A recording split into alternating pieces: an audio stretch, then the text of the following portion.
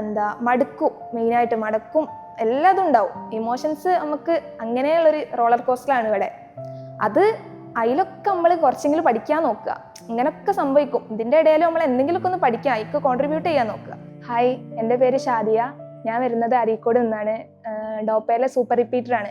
ഇപ്പോഴത്തെ എൻ്റെ സ്കോറ് 630 ആണ്.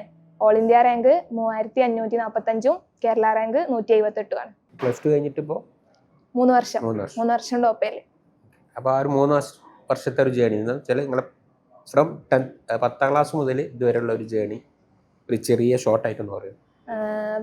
പ്ലസ് ടു കഴിഞ്ഞിട്ട് എൻ്റെ നൈബറൊക്കെ ഇവിടെ പഠിച്ചിരുന്നത് ഡോപ്പയിൽ.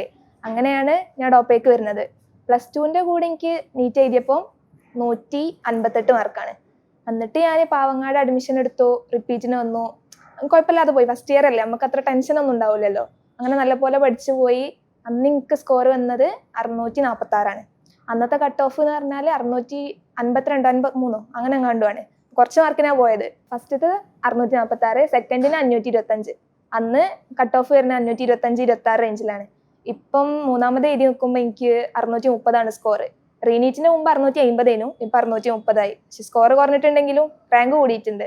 അതിൻ്റെ റാങ്ക് വരുന്നത് എനിക്ക് 3545 ഓൾ ഇന്ത്യ റാങ്ക്. മറ്റത് 178. ഓരോ വർഷം ഇങ്ങനെ വീണ്ടും വീണ്ടും ട്രൈ ചെയ്യാന്നുള്ളതിന്റെ ഒരു മോട്ടീവ് എന്തായിരുന്നു? അത് ഈ എഡ്ജിലെത്തിയതുകൊണ്ടാണ്. നമുക്ക് ഇങ്ങനെ കട്ട് ഓഫിന്റെ അവിടെ എത്തിയും ചെയ്ത് എന്നിട്ട് കിട്ടിയിട്ടില്ല എന്ന് പറയുമ്പോൾ നമുക്ക് ഇതിനോട് ഒന്നും കൂടി ഒരു ഇതുണ്ടാവല്ലോ. അങ്ങനെയാണ് ഞാൻ പിന്നെയും കണ്ടിന്യൂ ചെയ്തത്. നിങ്ങളൊരു ഹൈസ്കൂൾ ഹയർ സെക്കൻഡറി ബാക്ക്ഗ്രൗണ്ട്, ഈ കാര്യങ്ങളൊക്കെ ഓറിയന്റ് അരീക്കോടാണ് പഠിച്ചിട്ടുള്ളത് ഹൈസ്കൂള്.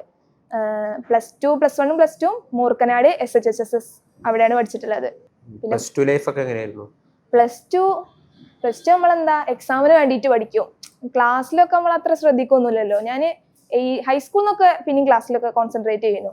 പിന്നെ പ്ലസ് 1 പ്ലസ് 2 ആയപ്പോൾ അതൊക്കെ പോയി. എക്സാമിന് വേണ്ടി മാത്രം പഠിക്കും. മാരത്തോൺ കേൾക്കും, എക്സാമിന് വേണ്ടി പഠിക്കും, അത് മാർക്കും കിട്ടും. അതങ്ങനെ പോയി.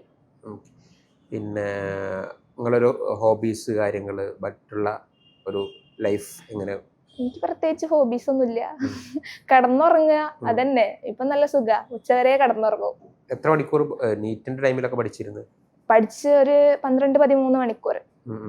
ഫ്യൂച്ചർ നെക്സ്റ്റ് ഒരു 5 ഇയേഴ്സ് എന്തൊക്കെ എങ്ങനെയൊക്കെ? അത് ഞാൻ ആക്ച്വലി എന്റെ മനസ്സിൽ കരുതിയിട്ടില്ല. ഇപ്പൊ ഫസ്റ്റ് ഇയർ അത്രേ ഉള്ളൂ എന്റെ മനസ്സിൽ. ഫസ്റ്റ് ഇയർ പോയിട്ട് അവിടെ എന്തൊക്കെയോ നടക്കുന്നൊക്കെ കേൾക്കുന്നത്. അപ്പം അങ്ങനെ പോണം. എന്നിട്ട് ആലോചിക്കാം, ഇനി പഠിച്ചിട്ട് ആലോചിക്കാലോ ബാക്കിയൊക്കെ. ഒരു ടോട്ടൽ അഡ്വൈസ് കൊടുക്കുകയാണെങ്കിൽ ഇപ്പൊ പുതിയ വരുന്ന കുട്ടികൾക്ക്, അല്ലെങ്കിൽ റിപ്പീറ്റ് ചെയ്യുന്ന കുട്ടികൾക്ക്, വീണ്ടും ട്രൈ ചെയ്യുന്ന ഫെയിലിയർ ആയ കുട്ടികൾക്ക്, ഏതായാലും ഇനിയിപ്പം തീരുമാനം എടുത്തവരാണല്ലോ ഇനിയിപ്പം ഉണ്ടാവുക. പഠിക്കാൻ ഇറങ്ങി എന്തായാലും ഇനിയിപ്പം നമ്മളെന്തായാലും ഇറങ്ങി. ഇനിയിപ്പോൾ ഇത് തീർത്തിട്ടേ നമുക്ക് വയ്യുള്ളൂ. അപ്പം മടുക്കും, മെയിനായിട്ട് മടക്കും, എല്ലാതും ഉണ്ടാവും. ഇമോഷൻസ് നമുക്ക് അങ്ങനെയുള്ളൊരു റോളർ കോസ്റ്ററാണ് ഇവിടെ. അത് അതിലൊക്കെ നമ്മൾ കുറച്ചെങ്കിലും പഠിക്കാൻ നോക്കുക. ഇങ്ങനെയൊക്കെ സംഭവിക്കും. ഇതിന്റെ ഇടയിൽ നമ്മൾ എന്തെങ്കിലുമൊക്കെ ഒന്ന് പഠിക്കുക, അതിക്ക് കോൺട്രിബ്യൂട്ട് ചെയ്യാൻ നോക്കുക. അത്രേ ഉള്ളൂ. ആരായിരുന്നു ഈ ഒരു ലാസ്റ്റ് 3 ഇയേഴ്സ് നിങ്ങളെ കൂടെ സപ്പോർട്ട് ചെയ്ത് നിന്നത്? അത് വീട്ടുകാരെന്നെ, ഉമ്മ, അപ്പ, എൻ്റെ ഏട്ടൻ. ഒരു 3 ആളാണ് എല്ലാം. പിന്നെ ഡോപ്പയിലെ എല്ലാവരും, ഇപ്പൊ നിയാസ് സാർ ആയാലും ആഷിഖ് സാർ ആയാലും സാറിന്റെ മീറ്റിംഗ് ഒക്കെ യൂസ്ഫുൾ ചെയ്യുന്നു. അവരോട് ഒരു താങ്ക് നോട്ട് പറയുകയാണെങ്കിൽ ഇതായിരിക്കും പറയാ? അത് ഞാൻ വീട്ടിൽ നിന്ന് പറഞ്ഞോളാം. എന്നാലും എന്തായിരിക്കും നമ്മൾ കൊടുക്കുന്ന ഒരു അവര് വീട്ടിലുള്ള ഒരു പ്രശ്നം എന്നോട് പറഞ്ഞിട്ടില്ല. അതൊക്കെ പിന്നെ എനിക്ക് വേണ്ട, എന്നോട് ഒരു നീറ്റിന്റെ പഠിക്കുന്ന കുട്ടീനോട് എങ്ങനെയാണോ പെരുമാറേണ്ടത് അങ്ങനെയാണ് അവർ എന്നോട് മാർക്ക് ചോദിക്കുന്നതായാലും അതൊക്കെ അങ്ങനെ അവർ നോക്കിയിട്ടുള്ളൂ. അതിനൊക്കെ വലിയൊരു താങ്ക്സ്.